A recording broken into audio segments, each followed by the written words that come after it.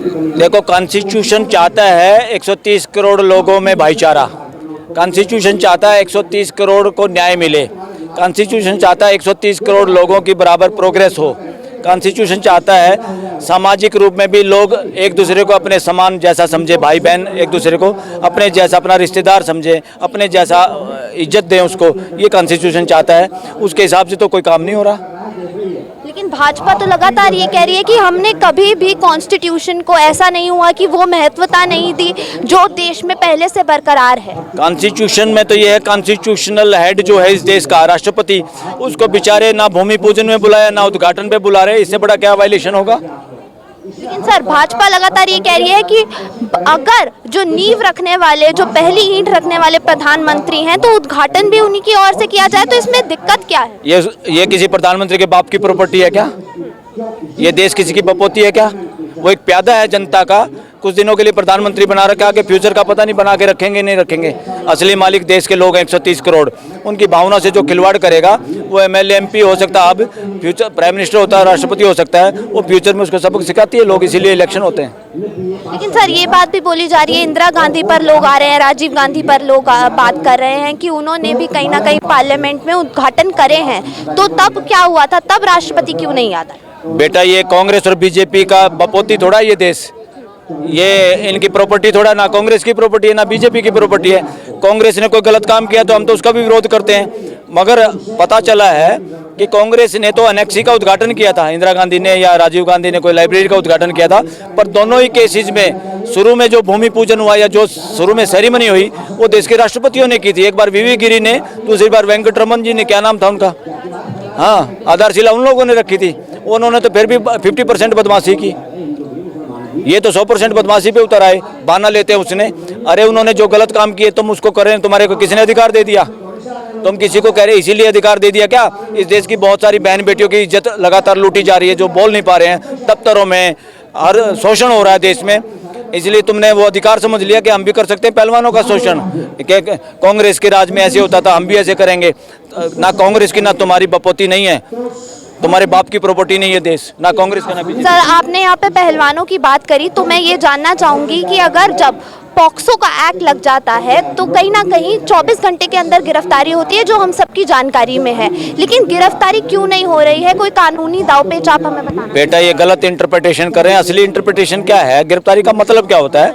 गिरफ्तारी का मतलब ये होता है ऐसा अपराध कि अपराधी और आगे ना करे, गवाहों को प्रभावित ना करे, एक्यूज या उसको कंप्लेनेंट को कोई शिकायत या नुकसान ना पहुंचाए, और वो सक्षम आदमी है, वो बाहर रह के मंत्रा बोल रहा है, दुशासन इन लड़कियों को मंत्रा बोल रहा है, जिसको समाज दुशासन कह रहा है, जिसको बड़े दुख की बात है, प्राइम मिनिस्टर को रावण कहना शुरू कर दिया देश के लोगों ने। बताइए, अब दुशासन लड़कियों जिसके साथ बदमाशी करता उसी का नाम मंत्रा रखना, ये उसको अधिकार, ये वो बोल रहा है। वो पता नहीं कितने अपने वो कॉलेज और शिक्षण संस्थाएं, अगर सही जांच होगी तो पता नहीं कितने लड़कियां एजुकेशन में और इवन टीचर भी सामने आ सकती हैं जिसके साथ वो बदमाश अपराधी ये अपराध कर चुका है। सर, नार्को टेस्ट का भी काफ़ी यहाँ पर बोला जा रहा था कि नार्को टेस्ट होगा, पहलवानों की तरफ से भी बोला गया, फिर उसके बाद बृजभूषण की तरफ से भी ये चीज़ बोली गई। क्या इस मामले में नार्को टेस्ट होता है या नहीं होता? बेटा, नार्को टेस्ट तो वॉलंटरीली होता है, इच्छा, जबरदस्ती नहीं कर सकते। और खिलाड़ियों का, कंप्लेनेंट का तो कभी नार्को टेस्ट होता ही नहीं। ये तो इन्होंने बड़ी बात कर दी कि हम नार्को टेस्ट के लिए तैयार है, इस देश को दिखाने के लिए कि हम जो बात करें ताकि देश ये समझे ये बिल्कुल सही बात है, इसलिए कही इन्होंने ये बात। ये तो कमाल है। यहाँ तो रामायण महाभारत टीवी पे दिखाया गया था, संविधान कभी दिखाया नहीं गया। और यहाँ तो सीता, जिसके माँ बाप का पता ही नहीं था कि कहाँ किसके यहाँ बेटी थी, वो बताते कहीं जमीन से पैदा होगी थी, उसको एक छोटे से बहाने पे या किसी आदमी ने कह दिया तुम्हारी पत्नी इतने दिन रावण के साथ रही, उसको बेचारी को त्याग दिया था। ऐसा राम राज्य है ये, राम राज्य। और यहाँ अब क्या हो रहा है? कहाँ गए वो राम? कहाँ है राम राज्य? तो आपको भी यही लग रहा है कि बीजेपी भी इसी राम राज्य की बात कर रही है? अरे बीजेपी तो राम राज्य का चेहरा आगे रख के बदमाशी कर रही है। ये जैसे कोई आदमी भेष बदल के जनता में घुस जाता है, उसी तरह से राम का मुखौटा लगा के देश में घुस गए ये लोग। और राम मंदिर की ईंट लगा के राम मंदिर बनाने से क्या हो गया? राम राज्य बन गया क्या? ये मंदिर बनने से लोगों को भगवान मिल गया क्या? इन मंदिरों के इतने सारे मंदिर बनाने से गरीबी मिट गई क्या? एजुकेशन आ गई क्या? लोग जितने टेंशन में टेंशन मुक्त हो गए क्या? ये ढकोसले हैं। सर एक जगह बात की जाती है प्रधानमंत्री कहीं ना कहीं फोटोजेनिक हैं, उनको फोटोज खिंचवाने का बहुत शौक है, मीडिया में आने का बहुत शौक है। क्या संसद भवन में भी अपनी गोल्डन प्लेट लगवाने के लिए प्रधानमंत्री ये कर रहे हैं? बेटा अब लोग तो कहने लगे हैं कि भाई हिटलर की तरह काम कर रहे हैं। लोगों ने भाई हिटलर की जगह एक नया नाम रखना शुरू कर दिया है, मिटलर। कि मोदी से मिटलर बना दिया लोगों ने, हिटलर की बजाय एक नया हिटलर का पर्यायवाची बना दिया देश के लोगों ने। अब क्या है, प्रधानमंत्री को तो लोग ये कहने लगे हैं, साइकेट्रिस्ट लोग भी, डॉक्टर लोग भी, कि ये साइकोसोमेटिक डिजीज का पेशेंट है, ये इसकी जांच होनी चाहिए साइकेट्रिस्ट लोगों से। क्यों ऐसा कह रहे लोग? कि कोई भी पागल आदमी एक तरफा बोलता है और दूसरी तरफा बोलता ही नहीं, वो संवाद नहीं कर सकता, क्योंकि मीडिया से आज तक संवाद नहीं किया प्राइम मिनिस्टर ने। इस आधार पे लोग साइकोसोमेटिक डिजीज का प्रधानमंत्री को बोल रहे हैं कि मरीज आदमी है, इसका इलाज होना चाहिए, इसका इलाज। सर फिर अमेरिका इसको डिटेक्ट क्यों नहीं कर पाया? क्योंकि अमेरिका में प्रधानमंत्री कहते हैं हमारे देश बहुत आगे बढ़ रहा है, मैं जाता हूं तो मेरी दुगनी इज्जत की जाती है। प्रधानमंत्री वहां जाके इलेक्शन के चक्कर में ट्रंप को भी इंडिया के लोगों की वोट के लालच में फंसा के ट्रंप के साथ हाथ से हाथ मिला के, और ट्रंप भी जाल में फंस गया और ट्रंप का वहां के लोगों ने इलाज कर दिया। तो अमेरिका के तो एक राष्ट्रपति ने किसी महिला के साथ कोई बातचीत कर ली थी, उसमें फंस गया था बिल क्लिंटन, और उसको देश से माफी मांगनी पड़ी। उसकी हिम्मत नहीं थी मैं गवाहों को मरवा दूं या एक्यूज को डरा दूं, जैसे आज का ये दुशासन कर रहा है, क्या नाम इसका, बृजभूषण। यहाँ पर तो ऐसा होता है इस देश में, कितने गरीबों की बेटियों को के साथ रेप होता है, केस सामने नहीं आती, FIR दर्ज नहीं होती।